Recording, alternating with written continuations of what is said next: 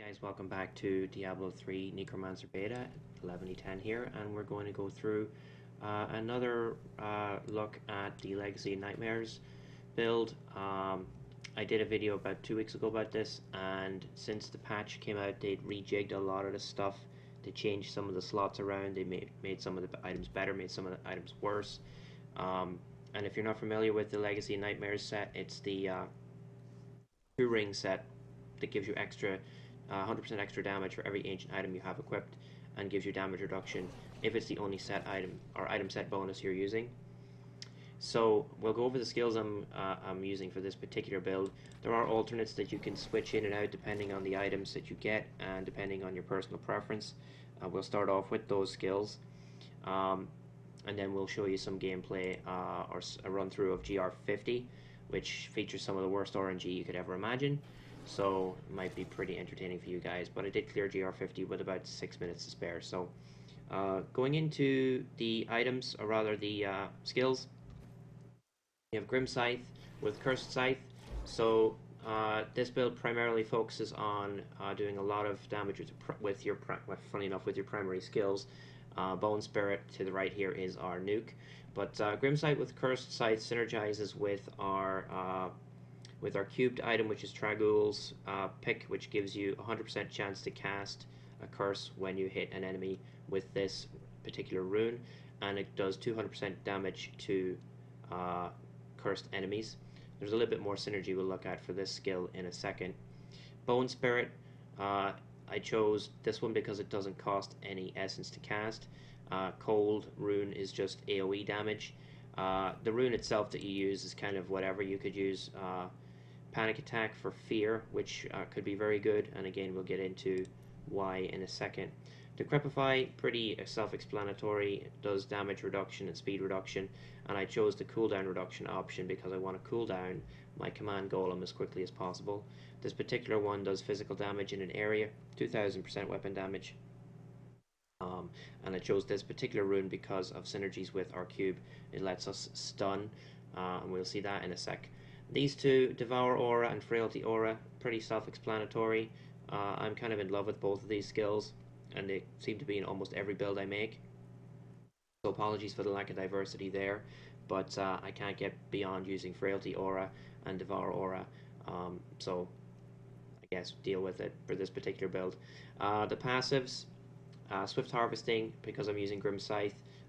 Again, primary skills are going to be the main focus here, so this is probably something you'll use regardless of whether you're using Bone Spikes, Siphon Blood, or Grim Scythe. Commander of Risen Dead, specifically for my Golem cooldown. Standalone is 90%, but it's still 90%.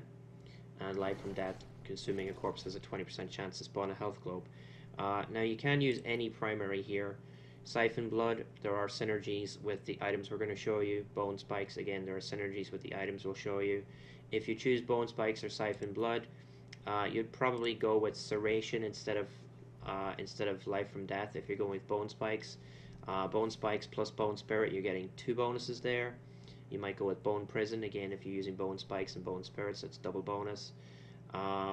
There's nothing really great for Siphon Blood except maybe Draw Life would help you with that if you're kind of having to tank some stuff. But moving into the items real quick, as we know, there's no set item bonuses you can use apart from the rings. And when I looked at the Necromancer sets that they've given us, the main thing that they do provide is some kind of damage reduction. So this Bone Armor set, obviously Bone Armor itself is damage reduction, but the 4-piece bonus, it gives you 2% additional damage reduction per enemy hit. So high damage reduction as innate into this particular set piece here. The Pestilence one, up to 50%, if you look at the 4-piece bonus, 50% damage reduction. And the Tragoul's Guise, you get additional healing from skills, so it's essentially damage reduction. And in the pet set with Rathma, you get up to 50% damage reduction. So when you don't have a base Necromancer set, you're losing out on that because it's very easy to get with all the other ones. So what I thought was, first of all, how do I get that 50% damage reduction real easily? Well, Aquilo Cuirass was the first thing that came up. It is 50% damage reduction for every anytime you're above 90% in primary resource. I got a bad roll on this one, mine's 94. But given that Bone Spirit doesn't cost any essence, and Grim Scythe is constantly generating it, you don't go below 94% very often. Devour does cost 10, but you can cast it once and it wouldn't put you below 94, at which point you'll have already cast Grim Scythe and you'll be back up to max. So that works out quite well. I don't have an ancient version of this, sadly, but there's your 50% damage reduction. Additionally, I chose Dainty's Binding, which synergizes with Decrepify for an additional up to 50% damage reduction when there's an enemy afflicted by your Decrepify, with it being so cheap to cast. And you also have a guaranteed curse from your Grim Scythe. You're going to have Decrepify on somebody, so you've always got that as well. The Leggings synergizes with Bone Spirit, damage increased by up to 100% for every second it's active.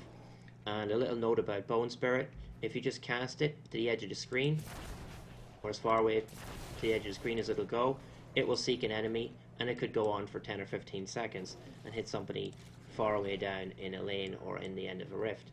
But if you target a specific mob, it will make a beeline for them and go a lot faster. So you can manipulate this to do a lot more damage if you are careful with how you aim it. So a little bit of skill involved there.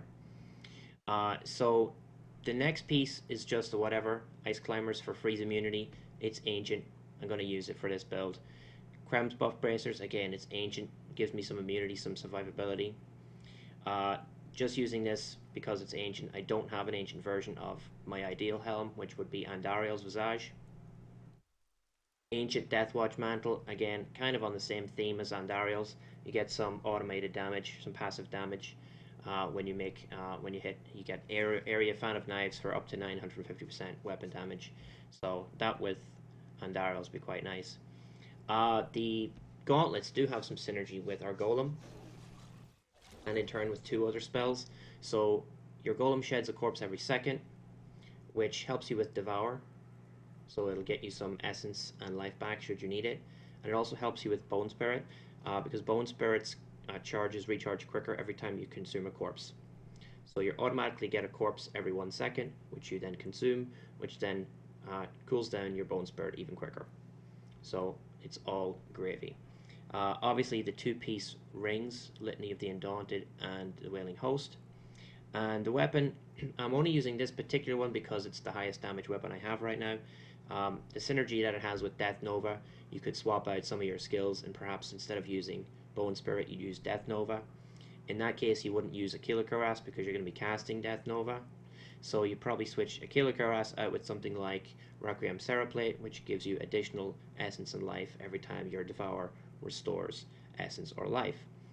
With that, you also have the possibility of synergizing with Raylena's Shadowhook on your cube, which gives you more damage per maximum essence, and in turn actually gives your Bone Spikes bonuses, which you would probably combine with Brenner's Journey, which gives you a chance to cast a Bone Nova when you cast Bone Spikes. So in this event, if you wanted to use this weapon with Death Nova, you would switch to Bone Spikes, Death Nova, and maybe cube Raylena's Shadowhook with this and this. Now if you wanted to use Siphon Blood, you could use the Funerary Pick, which allows you to drain from 2 additional targets, plus Iron Rose, which gives you a 50% chance to cast a free Blood Nova. Alternatively, again, if you want to stick with Grim Scythe, you could use Dragoils as your main weapon if you get a good agent version, and Ledger's Disdain. Now, Grim Scythe deals an additional 10% damage for each point of essence it restores.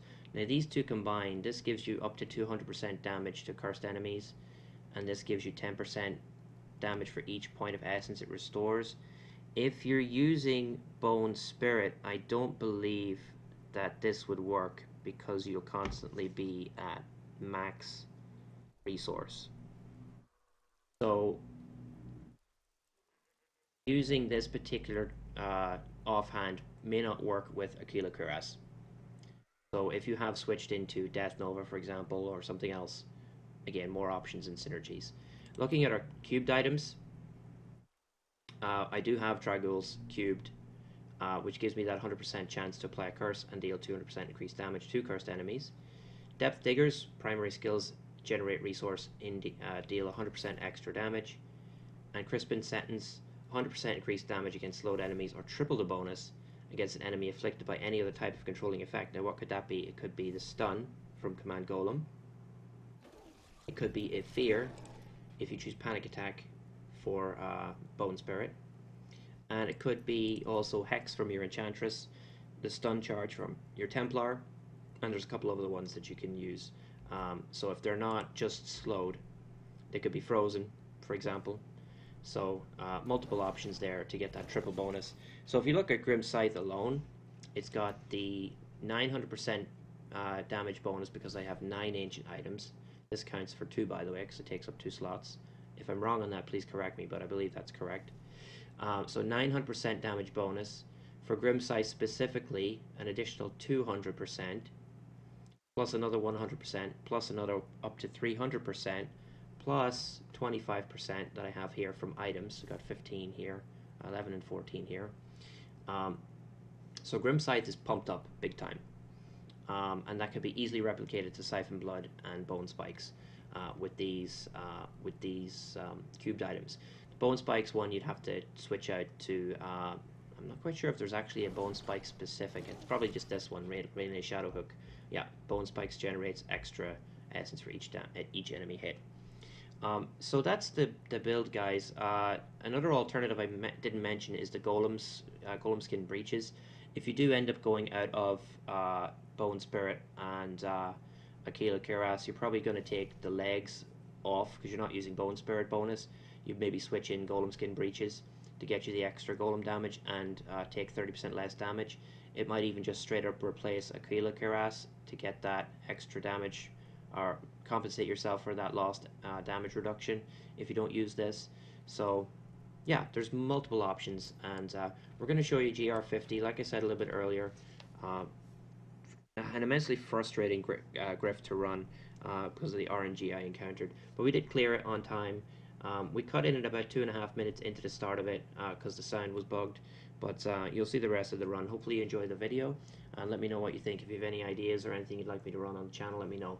And I'd just like to say thanks to everybody for watching the most recent videos. It's been great to see the response and the feedback. It's been great to see the growth in the channel, and I appreciate everybody who's watched the Diablo videos that have gone up in the past 2 months. Thanks guys, have a good night, and see you guys next time.